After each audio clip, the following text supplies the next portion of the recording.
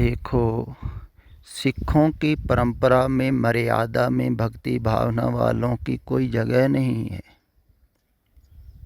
लेकिन सब भक्ति भावना वाले हैं।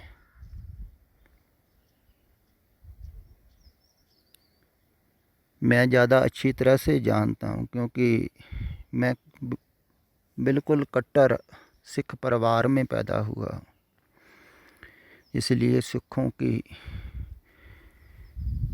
मैं बात ज़्यादा करता हूँ, ज़्यादा वाकिफ़ भी हूँ। पता है मुझे कि जो मुढ़ले सिखों की परंपरा है, जहाँ से धर्म की शुरुआत होती है, तो शुरुआत ही विचारकों से होती है, जिन्होंने गुरबाणी पढ़ी है, विचारी है, समझी है। वो ही है ना पहले 5 प्यारे, जो सिख को सिख धर्म धारण करवाते हैं, अमृत छकाते हैं। वो कौन है 5 प्यारे? पढ़े लिखे बुद्धिजीवी विचारक ज्ञानी कहो, प्रचारक कहो। तो वो दीक्षा देते हैं, उपदेश देते हैं, तो उस समय वो मर्यादा समझाते हैं। तो मर्यादा सारी ज्ञान की है, विचार की है। पहले कहते हैं पाठ पढ़ो, फिर कहते हैं उसको विचारो, फिर समझो, ऐसे कहते हैं। फिर साथ साथ में ये भी कहते हैं कि गुरुओं का इतिहास भी पढ़ो। हर बच्चे को इतिहास मालूम होना चाहिए गुरुओं का। तो आकार से भी जोड़ रहे हैं। एक तरफ ज्ञान की बात, दूसरी तरफ आकार से जोड़ना। एक तरफ निराकार से संबंध बनाने की बात, दूसरी तरफ से आकार को भी नहीं छोड़ना है, आकार को भी पकड़ना है। ये दोनों तरफ से पकड़ा रहे हैं। देखो कमाल की बात, इन सिखों को ये नहीं समझ में आ रही है बात। दोनों तरफ से गुरबाणी बिल्कुल निराकार की बात करती है। वो निर्गुण का उपासक उधर को जाएगा, ज्ञान के मार्ग पर जो जा रहा है वो निर्गुण का मार्ग।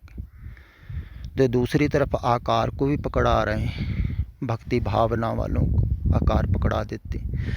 तो ज़्यादातर भक्ति भावना वाले हैं, सदा से हुए हैं, हर धर्म में ही होते हैं, इसीलिए वो आकार को पकड़ लेते हैं। तो सिख भी धीरे धीरे वो उपदेश को छोड़ के जो इतिहास में आकार, पहले देखो इतिहास इसीलिए लिखा गया, मैं पीछे कहा है ना, कि लिखने वाले ज़्यादा मूर्ति पूजक रहे, सनातन धर्म से आए, उन्होंने सीधा मूर्ति पर नहीं लगाया है सिखों को। पहले गुरुओं का इतिहास लिख दिया, क्योंकि इतिहास अब पढ़ते हैं तो कल्पना तो बनती है ना। इतिहास से ही तस्वीरें बनती हैं, इतिहास से ही बनी हैं जो तस्वीरें बनी हैं। जिन्होंने इतिहास पढ़ा है तो उनको ख्याल में आया कि बाबा नानक कैसे थे, दूसरे गुरु ऐसे थे, उनका जीवन पढ़ उनके अंदर कल्पना बनी, वैसी तस्वीरें बन गई। तो इतिहास पढ़ के बनी ना। कोई भी जब आदमी किसी की भी जीवनी पढ़ता है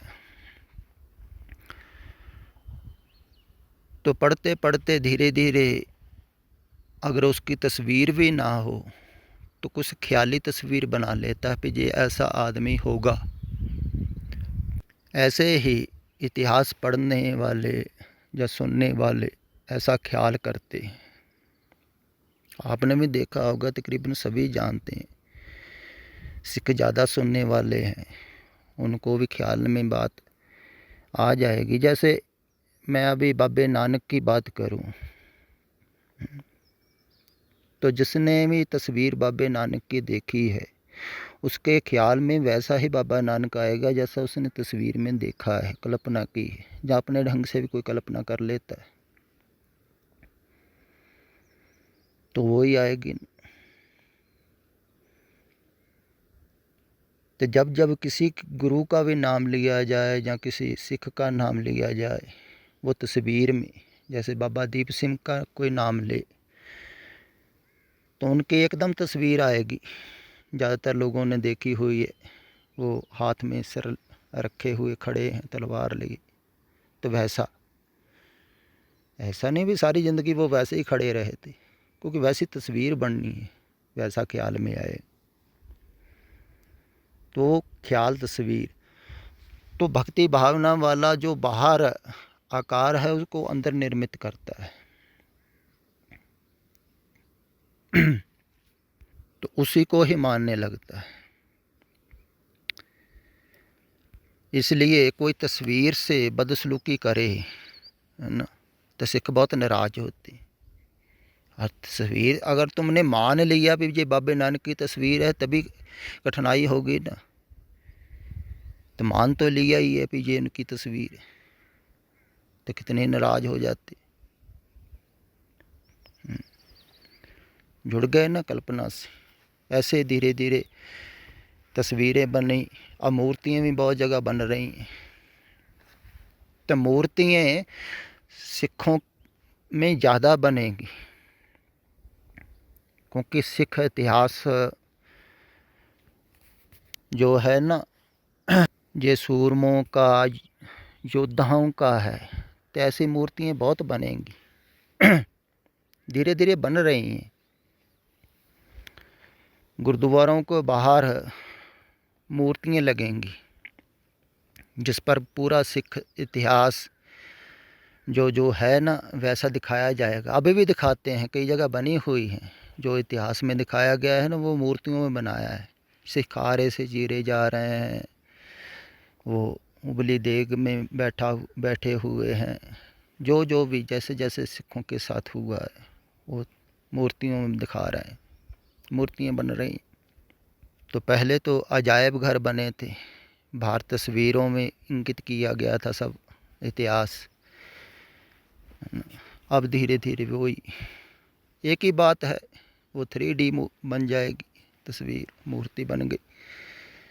ऐसे धीरे धीरे मूर्तियों की पूजा शुरू हो जाएगी। जिस जिसको जो जो मूर्ति भा जाएगी बाहर से देखने से, वो उसी उसी के साथ जुड़ता रहेगा। तो इतिहास जो है ना वो आकार से जोड़ता है। किसी की जीवनी आप लिखोगे पढ़ोगे तो उसके शरीर से जुड़ोगे, क्योंकि शरीर की है जीवनी। तो उपदेश है जो वो शरीर का नहीं है। अगर सीधा कोई उपदेश को पढ़ेगा तो उसके शरीर से नहीं जुड़ेगा, आकार से नहीं जुड़ेगा। लेकिन भाव भक्ति वाले उपदेश से नहीं जुड़ते हैं, वो आकार से जुड़ते हैं। तो जब तो सामने होता है आकार तो उससे कोई जुड़ता है भक्ति भावना वाला, तो सीधा निरंकार से जोड़ता है, आकार के थ्रू निरंकार से। जैसे ये टावर लगे हुए हैं, तो जब आप नेट का उपयोग करते हैं कुछ देखने के लिए, तो जो टावर हैं जो सामने टेलीफोन के, ये पीछे जोड़ देते हैं। आपके टेलीफोन की वेव्स हैं जो, उसको लेके तो आपको पीछे जोड़ देते हैं। ऐसे ही आपकी भावना को लेके गुरु परमात्मा में लगा देता है। लेकिन जब वो मौजूद नहीं होता है, फिर भक्ति भावना वाले अपनी कल्पना से जुड़ते हैं। तो जिस जिसकी जो जो कल्पना होती है, तो अपनी कल्पना को ही आदमी ठीक समझने लगता है, उसी पर दृढ़ हो जाता है। जैसे एक दिन एक माई कह रही थी कि मुझे एक बार घर को जाते वक्त अंधेरा हो गया, तो रास्ते में डर लग रहा था, कोई आदमी पीछे चल रहा था। तो मुझे बात याद आई कि जो इकबाल सिंह हैं प्रचारक, उनकी भी उन्होंने कहा है कि जब आपको डर लगे तो शहीदों का नाम लो, शहीद रक्षा करते हैं, वो साथ साथ चलते हैं। तो मैंने एकदम बाबा दीप सिंह का नाम लेना शुरू कर दी। तो थोड़ी दूर गई मैं तो वो आदमी पीछे मुड़ गया। अब उसको श्रद्धा आ गई इस पर, बाबा दीप सिंह पर। तो बाबा दीप सिंह भी उसकी कल्पना है, जो भी कल्पना से सोच रहा है। शहीद सिंह भी एक कल्पना है, गुरु भी एक कल्पना है। जो भी आप कल्पना कर लेते हो, तो जो कल्पना से जुड़ रहा है वो भक्ति भावना वाला है, तो वो कल्पना अपनी कल्पना से नहीं छूट पाएगा, अपनी धारणा से नहीं छूट पाएगा। धारणा बड़ी मजबूत है। जैसे अभी अभी मेरे को यहाँ हिमाचल में ही एक आदमी यहाँ पूछ रहा था, कहता आप जो लोगों के ऊपर तंत्र मंत्र कर देते हैं उन पर विश्वास रखते हैं कि नहीं, वो होते हैं कि नहीं। मैंने कहा ये सब मन पर निर्भर करता है। आप जिसको मानते हैं वो हो जाता है। जैसे आप मानते हैं कि कोई हमारे ऊपर जादू टूना मंत्र यंत्र कर सकता है, आप उस पर श्रद्धा रखते हैं, तो अगर कोई करेगा तो आपके ऊपर असर होगा, क्योंकि आप मानते हैं।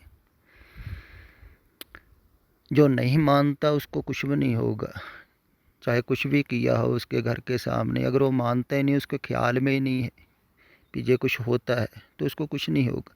जो मानेगा भी इससे कुछ होता है, भयभीत हो जाएगा, डर हो जाएगा कि कुछ ना कुछ कर दिया किसी ने, अब होगा कुछ ना कुछ, तो उस पर होगा उसके कारण जो मान रहा है।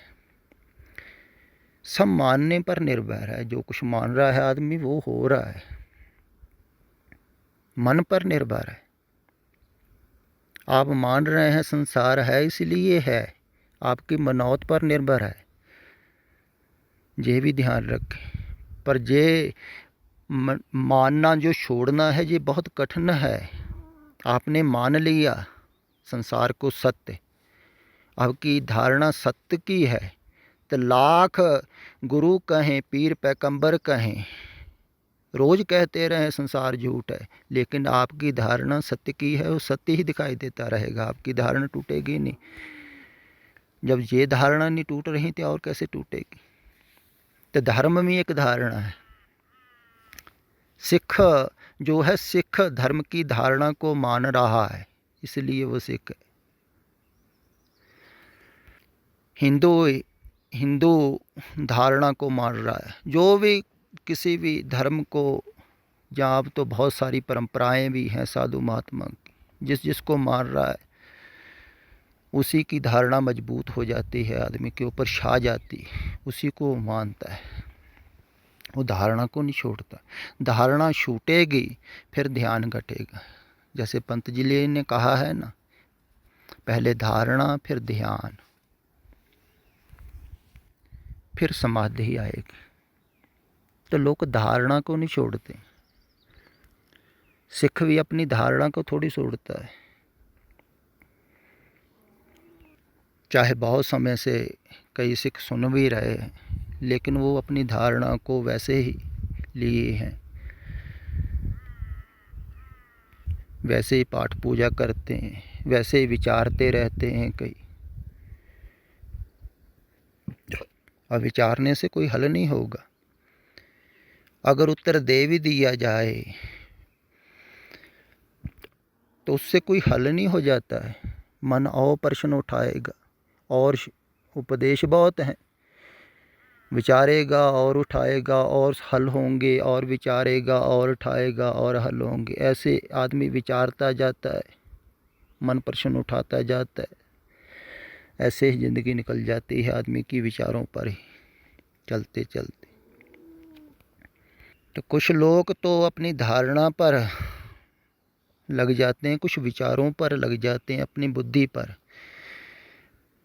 जो उनको समझ में आता है उसी को सच मानते हैं। कुछ जो है वो अपनी धारणा को सच मानते हैं। कोई कहते हैं जो हमने जाना है, जिसको माना है, तो मानना बहुत ढंग से होता है, क्योंकि कोई मन की इच्छा पूरी हो जाती है, कईयों की बीमारी हट जाती है, कईयों को कुछ चमत्कार दिखाई देने लगता है,